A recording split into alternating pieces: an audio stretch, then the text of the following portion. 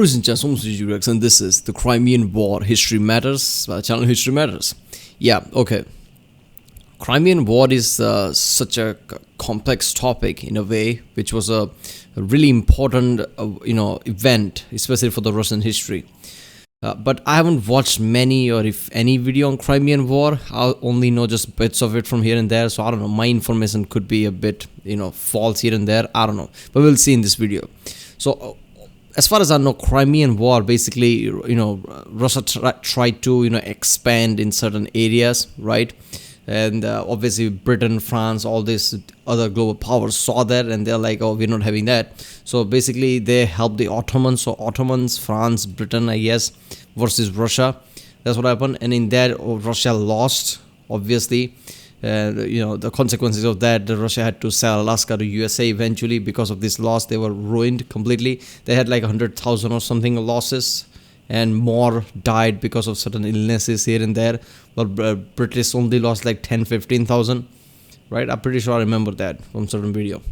But yeah, as far as I know, that's all my knowledge about this. But Crimean War is pretty important event, basically. I mean, you can already see the butterfly effect, right? I mean, Russia wouldn't have sold Alaska. I mean, maybe eventually, but not at the time they did, if they didn't do the Crimean War and lost it, right? So this was pretty pivotal point in many sections. This is just one point, the Alaska thing. And imagine if Russia had Alaska under them right now. I mean, they're already, a massive supplier of oil and gases. Alaska has lots of deposits of, oil gases. So that would have made Russia literally top of the, natural resources country. Right now, I guess they are falling behind Saudi Arabia when it comes to oil. While in gas, I think they're at the top, but I don't know. Yeah.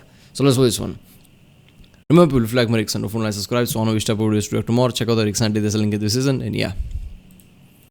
1853 and the Ottoman Empire has declared war on the Russian Empire. Oh, Ottoman did. There's lots of reasons, but the most immediate was that the Russian Emperor Nicholas I was legally the protector of Christians within the Ottoman Empire. Napoleon III, the Emperor of the French, wanted this position, and the Ottoman Napoleon III, he thought he was some kind of a Napoleon Khanate, if I remember, or was it Napoleon II?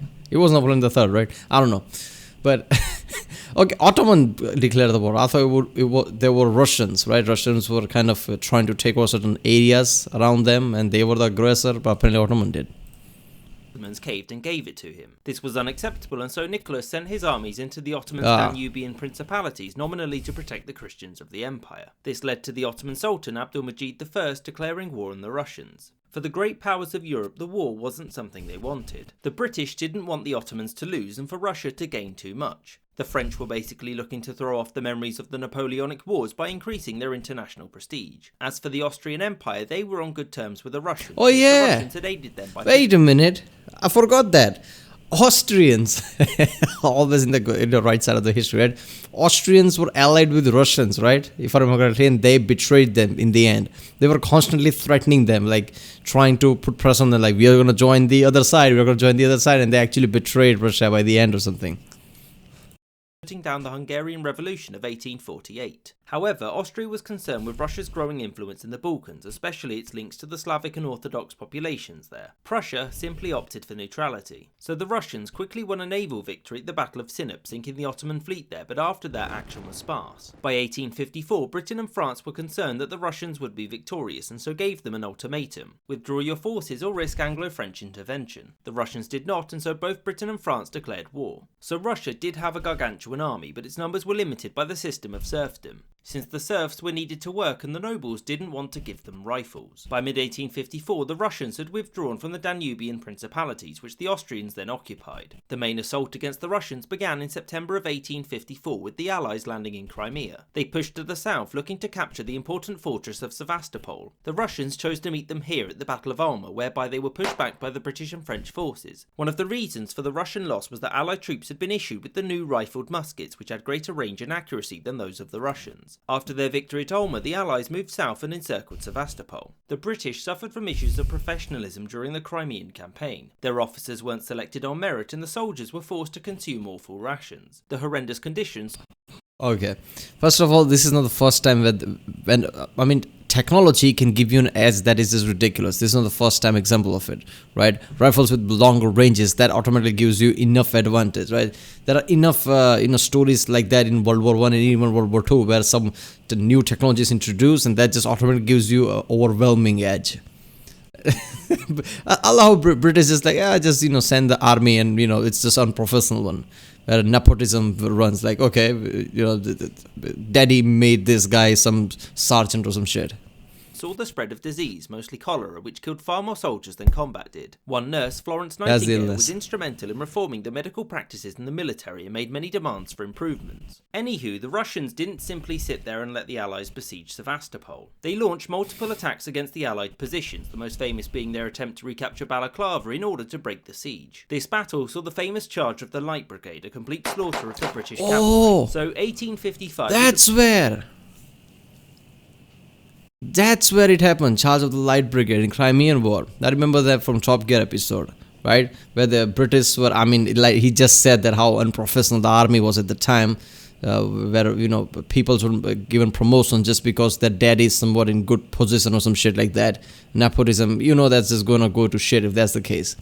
And at that time, is it surprising that they got wrong orders, right? Imagine those people with the sabers on horses, just running towards certain point, probably foggy area, so they can't even see properly. They just think that, okay, we have this information, so it must be right. Thinking there's going to be enemy, they arrive there. Like, wait a minute, there's nobody here. And then at the clear sight, at certain distance, there's artillery there, who basically just bombard the shit out of them. What are they going to do? Throw their sabers? That's just complete slaughter. That's just fucked up, man.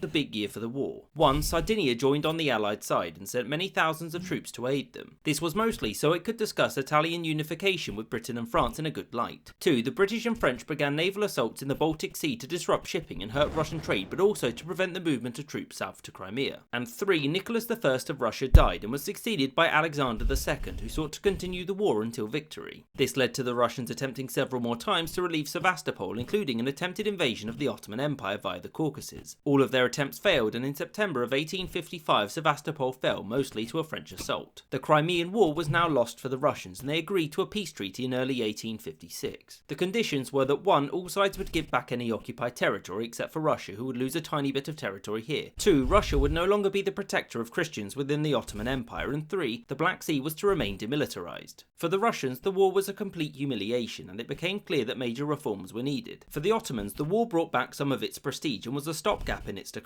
For the British, the war, whilst a victory, was embarrassing. For the French, the war was truly a victory in all spheres. They'd won back a great deal of prestige, and they demonstrated that their army was once again the greatest in Europe. I like how Britain is the only one in the victor side, like, okay, what the fuck did we gain anyway? We had the prestige. What was all this? What the fuck was point of all this? The French is like, okay, our Napoleon side was going away. I guess calling our leaders Napoleon II and Napoleon III is not cutting it. We need some victories. So they kind of won. Ottomans like, okay, we were declining for a long time now. I guess this is something. And British is like, what the fuck did we just do? What's the point of all this?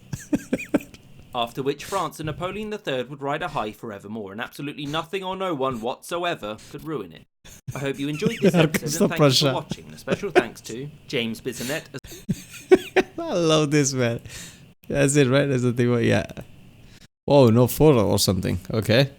It's complete blank. Yeah, so that was Crimean War. A war that was devastating for Russia.